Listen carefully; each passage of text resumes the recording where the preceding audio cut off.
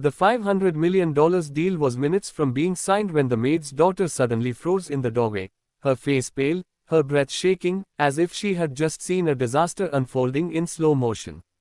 No one expected her to be there. No one expected her to speak. And no one expected that the quiet girl everyone ignored would carry the one truth powerful enough to stop a global company from walking straight into an Arabic trap so cleverly hidden that even the top lawyers and executives in the room had missed it. Everything that happened that day started long before the boardroom filled with polished shoes and expensive suits. It started in a much smaller place, a small servants' corridor behind a mansion kitchen, where a young girl named Amina grew up watching the world from the shadows. Her mother, Lala, had worked as a maid in the wealthy Halim estate for 10 years, quietly cleaning the floors of people who never noticed her, raising a daughter who learned to blend into backgrounds where no one asked questions. But even when no one spoke to her, Amina listened. She observed. She absorbed languages, accents, tones, secrets, anything that drifted through the grand halls where she moved like quiet wind. She was invisible to them. But she saw everything. The Halim family was powerful, known for investments, land, and international partnerships stretching from Dubai to London to Singapore. But the youngest son, Rafiq Halim, had stepped out of the family shadow and built his own empire, Halim Tech, a technology company on the brink of expanding into the Middle East. And today, after months of negotiations, he was about to sign a $500 million contract with an Arabic conglomerate known as Al Qadir Holdings. The media already buzzed with excitement. The stock market held its breath. The world expected a moment of celebration. But celebration is never what it seems when hidden hands are weaving traps beneath the surface. Amina never meant to get involved in business she had no place in. She had dreams of studying languages, traveling the world, and helping her mother live the life of cleaning floors for people who didn't even know her name. Her mother always said, "Don't draw attention. Don't speak unless spoken to. Don't go near the business rooms." But fate has a strange habit of ignoring rules. On the morning of the signing, the mansion was filled with activity. Lala had been called to assist with serving refreshments in the large meeting hall. Amina, waiting for her mother in the corridor, carried a tray of glasses to help. She didn't plan to enter the room. She simply walked past the slightly open door. But in that one moment, something caught her ear, something so subtle, yet so dangerous, it stopped her heart. Two Arabic representatives stood off to the side, speaking softly in their own language, words that sounded harmless to anyone who didn't understand. But Amina understood every syllable. She had spent years listening to Arabic staff, learning silently, picking up phrases naturally, never telling anyone she was fluent. And now that hidden ability revealed a truth that made her palms sweat. They were talking about the contract in the folder. And they were laughing, not loudly, not openly, but in the kind of private whisper that carries sharp truth. She heard them mention clauses. She heard them mention property rights. She heard them mention the company's future profits. And then she heard the line that chilled her blood. They spoke about how Halim Tech would unknowingly surrender full intellectual ownership within 12 months, giving Al Qadir the company's core technology for almost nothing. A hidden clause buried deep in technical Arabic phrasing, harmless on the surface, devastating underneath. A trap. A billion-dollar trap disguised as a golden handshake. Amina felt her throat tighten. She wasn't supposed to hear this. She wasn't supposed to be here at all. But she knew what the words meant, and she knew what would happen if no one stopped the signing. Rafiq Halim would lose everything he had built. Thousands of workers could lose their jobs. His family name could collapse under the weight of a betrayal so carefully engineered that even his best lawyers never suspected it. She looked around. No one else had heard.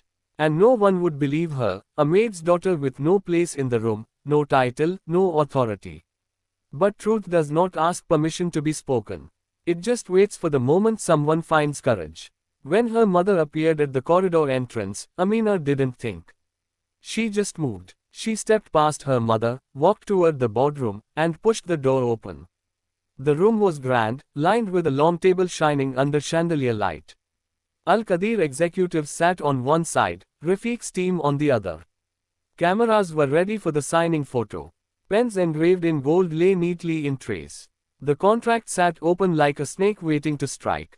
And everyone turned when they saw her. But Amina did not shrink. She did not tremble. She had been invisible all her life, but at that moment, she felt something rise in her, a fire she didn't know she had. The words poured out of her, simple and clear, spoken in Arabic first, then English, so no one could pretend they didn't understand. The room fell silent. The air tightened. Confusion spread across faces. Some thought she was mistaken. Some thought she was overstepping. Some were offended that a servant's child dared speak in a negotiation built on prestige and money. But when she repeated the critical clause word for word in Arabic, matching the exact phrasing written deep within the contract, the truth hit the room like a storm. Rafiq's lawyers scrambled to flip through pages.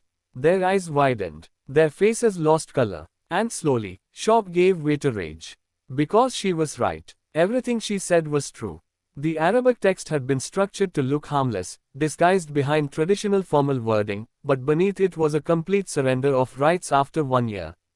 Al-Qadir would gain control of all proprietary technology worldwide. $500 million was nothing compared to what Halim Tech would lose.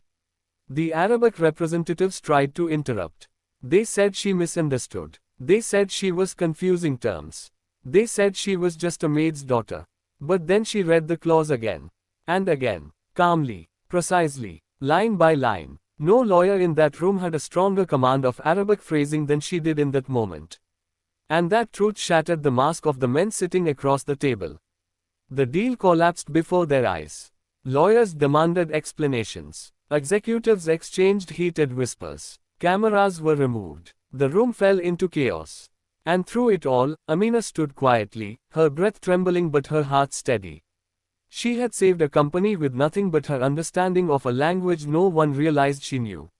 When the representatives from Al-Qadir realized their trap was exposed, they packed their folders, bowed stiffly, and left without a word. Their expressions said everything. They had underestimated the wrong people.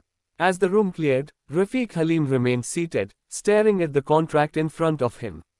His empire had narrowly escaped destruction because of a girl outside his world, someone he never noticed, someone no one ever thought to acknowledge. A maid's daughter had just saved him from losing everything. He asked for her to stay. He asked for her name. And for the first time in her life, Amina felt seen. What followed in days after was something she could never have imagined. News of the cancelled deal spread quickly, but the details remained quiet. Rafiq did not reveal her identity to the media, protecting her privacy. But within the Halim estate, everything changed. The family learned her story. They learned how she taught herself languages by listening to guards and cooks and groundskeepers. They learned how sharp her mind was. And they learned how close their empire came to collapse. Rafiq asked to meet her privately. In that meeting, he did not speak like a billionaire. He spoke like a man humbled by fate. He thanked her with sincerity, something rare in a world of power and shadows. Then he did something that left both her and her mother speechless. He offered her a full scholarship. To any university she wanted. Anywhere in the world. All expenses covered. Her mother cried that day, silent tears of pride and relief, because she had spent her life wiping floors while carrying dreams she believed she would never see fulfilled. Amina had been her hope in a quiet world, and now that hope was rising higher than either of them ever imagined. But the story didn't end with a scholarship. Rafiq asked her to join Halim Tech's Cultural and Language Department once she completed her education.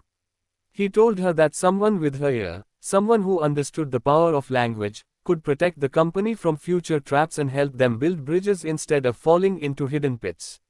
For the first time, Amina saw a future not made of shadows, but of doors opening, doors she never dared to approach.